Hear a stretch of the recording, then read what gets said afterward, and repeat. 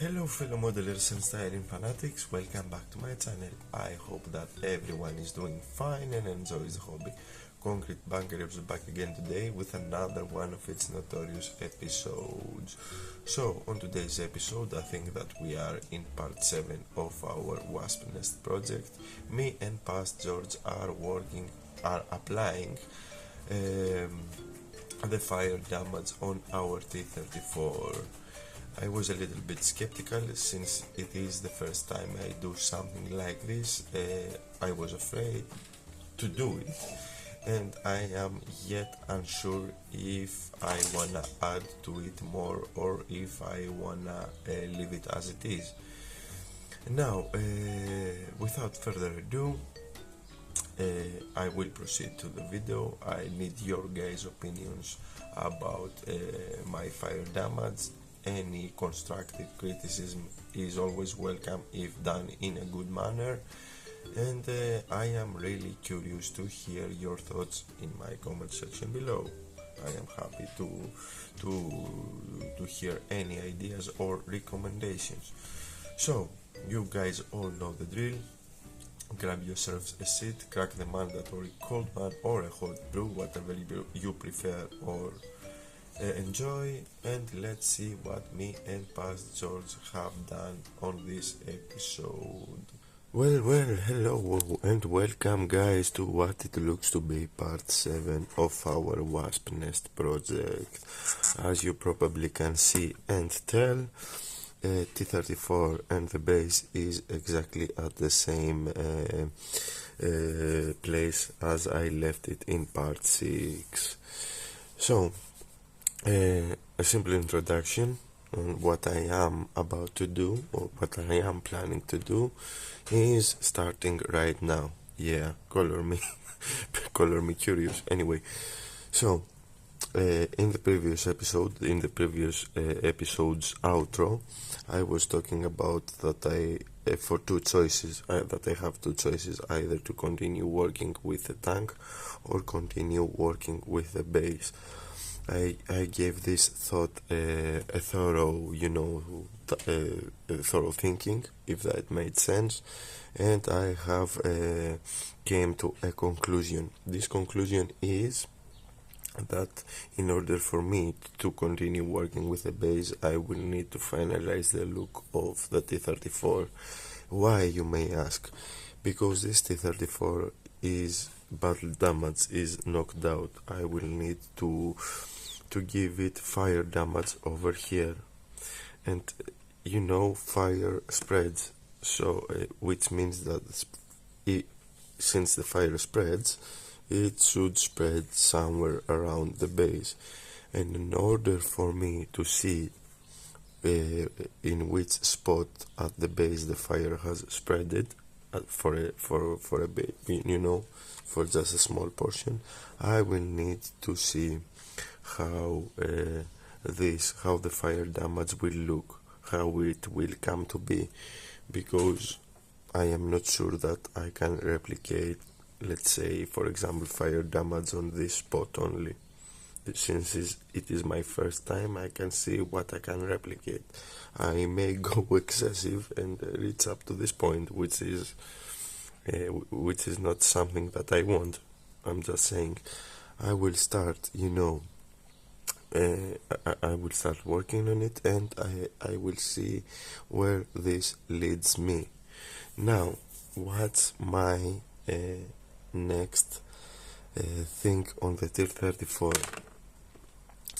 I will apply the decals, decals and initial weathering, and in order for me to do that, I will need to seal all the job that I have done up to this point, which means that I will need to clear coat it.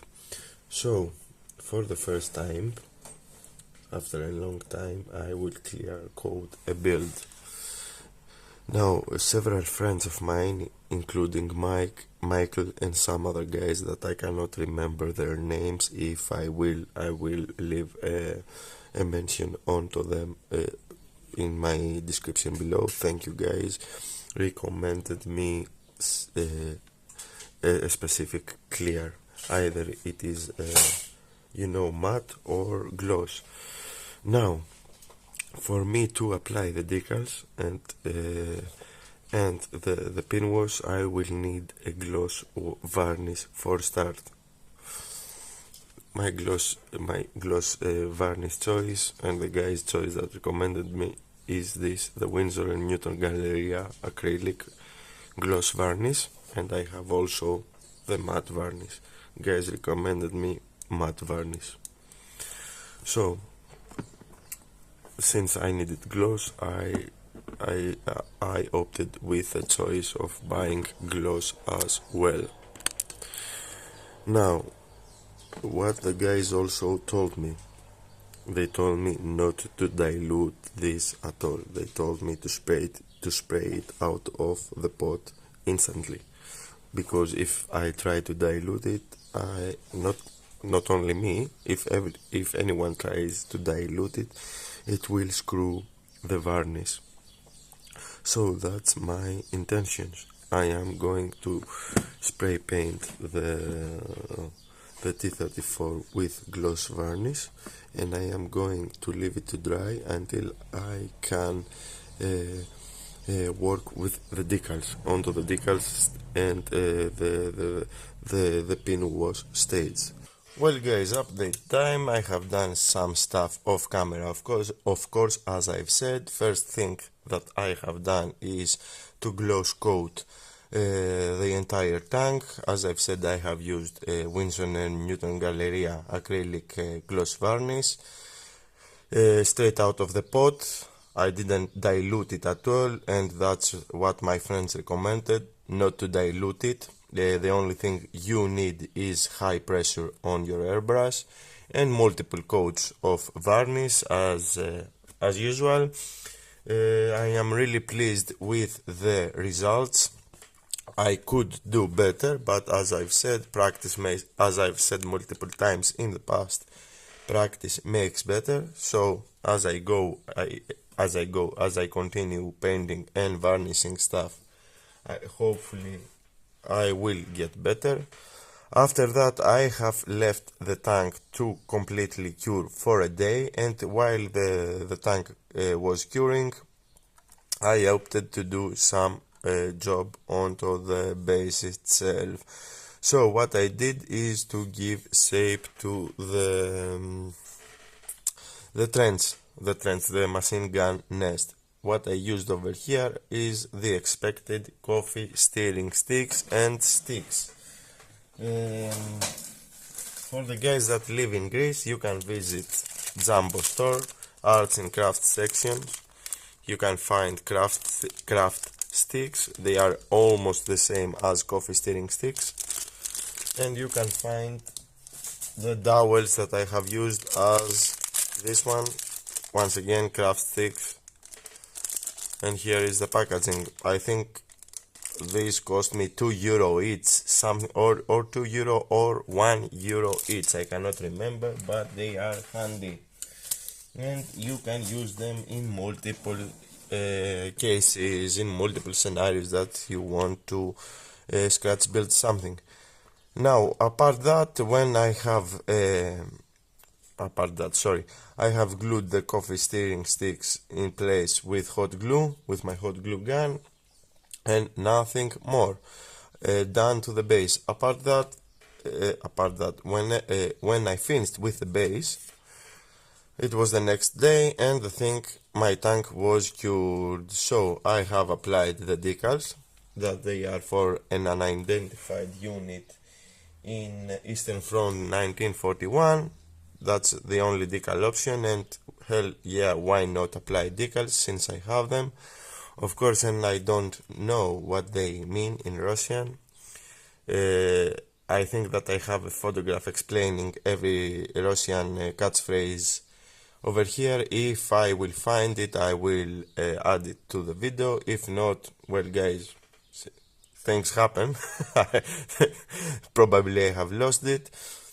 After that, I have just gave it a pin wash with Tamiya black panel liner.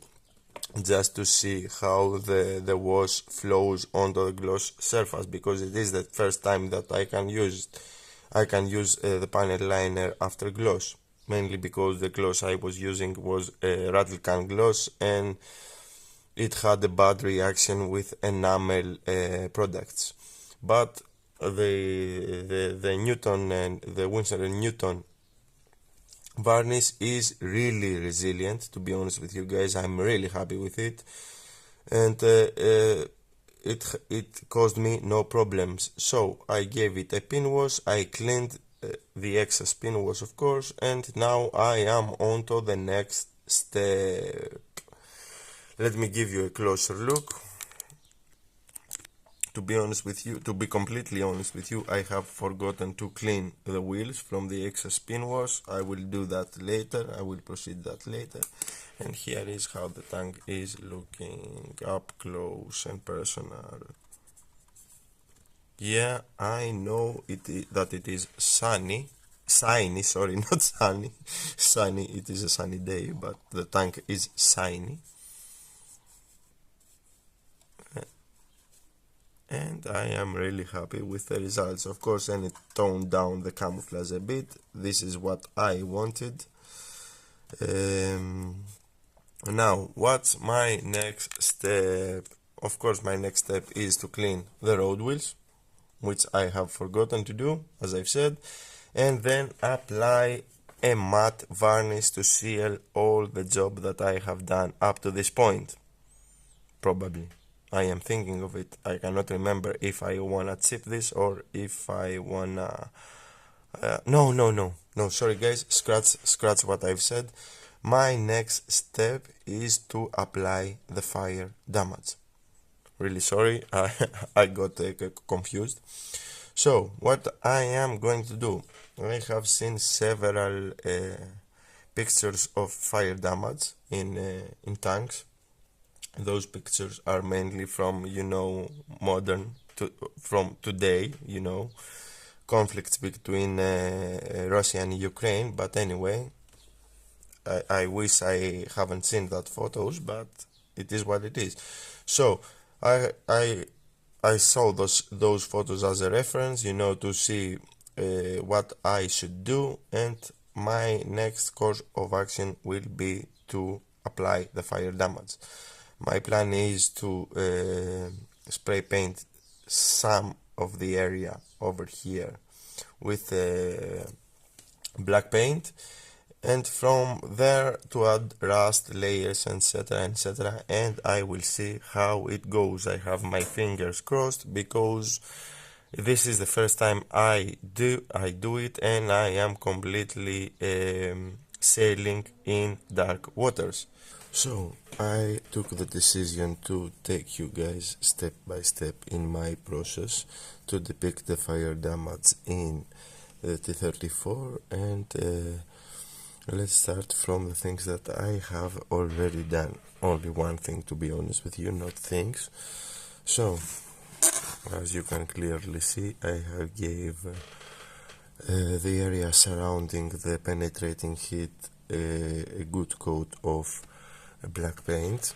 I was a little bit stupid, to be honest with you, because if you can clearly see over here, we have a marble effect. This is due to the fact that I didn't sand the area a little bit, and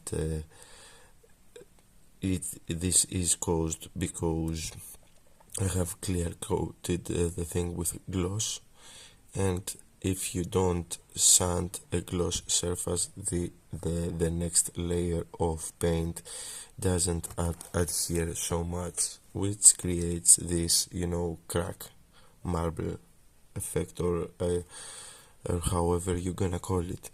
Now, anyway, it may be good or it may be bad. Anyway, I will see. I may cover it up or I may leave it as it is. So what's my next plan of action? My next plan of action will be to take pieces of sponge, use the sponge chipping technique, and Apply several rust colors surrounding the burnt area, and not only surrounding it, also inside the burnt area. This is my intention. There are two things that are going to happen right now. Either I am going to be successful and we're gonna have a great effect, and this may make me famous in YouTube world. That was a joke, okay? Or I will screw everything up and it will look like a crap. Okay, let's keep filming while I am in a high and tell you exactly what I have done. Well, let's first show you and then tell you. Give me a moment to clear some space on my bench because unorganized as always. Okay. Here is how it looks, guys, so far.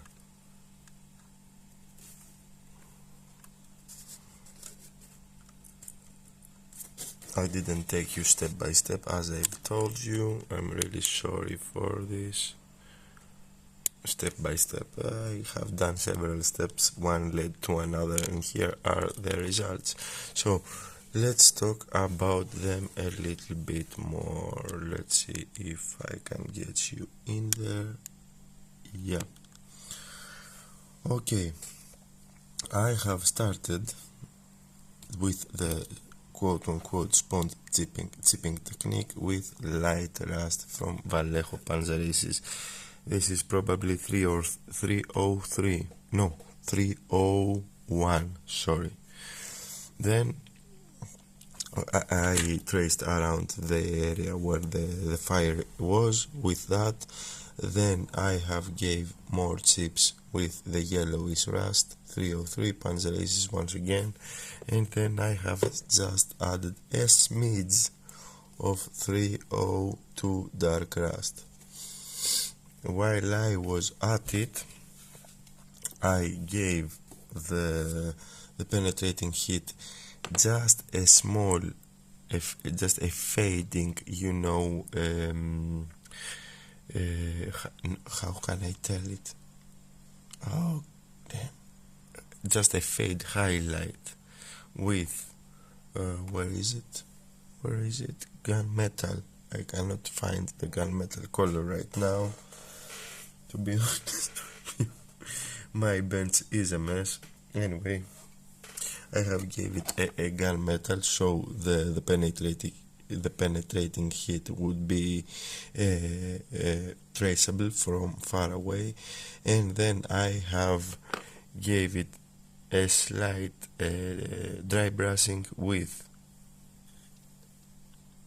A14 steel gray 71336, and then I continued with a light dry brushing here and there all around the area with 71057 black, and that's the result.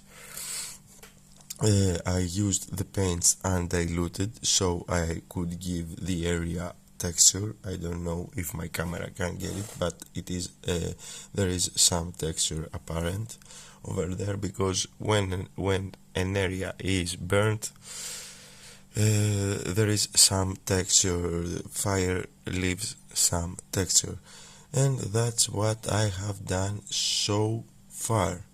To be honest with you guys, I've been looking at it for a good 20 to 30 minutes up to this point, and I am debating with myself if I wanna do something else to make it even better.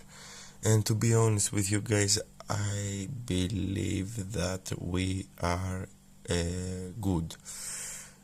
I don't know yet.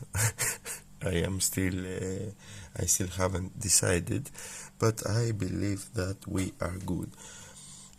Now, what's my next step with it? My next step will be probably to add the Pioneer tools and the accessories. Yeah, probably that's gonna be my next step, and detail paint some stuff like periscopes, headlights, the exhaust pipes, that exhaust pipe over here, which is far away from the fire damaged one. You know, stuff like that. And I am going to be back to tell you exactly what happened. Let me debate a little bit more with myself, and I'll tell you what I have done. I am still thinking about it, guys. I am still thinking about it. There is a small fine line, you know, between perfect and crappy, and I don't wanna cross that line, you know. Anyway, well, today is the next day, and I have obviously sleeping over the idea of if I need to do something else to the fire damage on the T34, and I have came to the conclusion that for the time being it is good. While I was debating with myself, I started building, you know, the several accessories that I have left until the very end, because it is now the time to add them, and then weather the vehicle, and etc. But this will take me some time that I don't wanna take, you know. I just wanna get this update out so you guys will have something to see, and because of course it is going to take me some time, you know. Details like this are always time consuming. So I think that it is the time for us to wrap this episode up, and with all that said and done, we have made it to the end of this episode. On our next episode we will probably finish with with our T34, you know, weathering, etc. Before, I hope that you guys found this video helpful and interesting, and stick along for the next one. Before I go, I wanna thank each and every one of you guys for watching this video. A special thank you to all my subscribers, old and new ones. You guys are the best, and you are the reason I keep doing these videos. Now, for the newcomers out there that encounter one of my videos for the first time, welcome guys. I hope that you like what I do. If so, you all know what to do. Leave a like, comment with your thoughts and opinions, share the video if you believe it deserves to be shared, or even consider subscribing for more builds to come your way. Until the next time, fellow modelers and friends, take care and model on. It was that Mofo Damon signing out.